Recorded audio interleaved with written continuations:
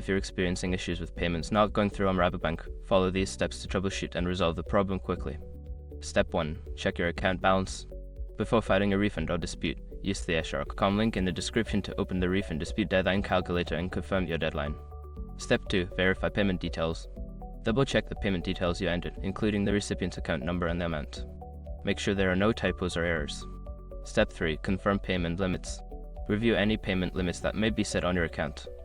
Rabobank may have restrictions on the amount you can transfer at one time. Step 4. Update your app or browser. If you are using the Rabobank app or website, make sure it is updated to the latest version. Outdated software can cause payment issues. Step 5. Contact customer support. If the problem persists after following the previous steps, reach out to Rabobank's customer support for assistance. They can help identify the issue and guide you through the resolution process. By following these steps, you should be able to resolve any payment issues with Rabobank efficiently. If problems continue, don't hesitate to seek further assistance from customer support.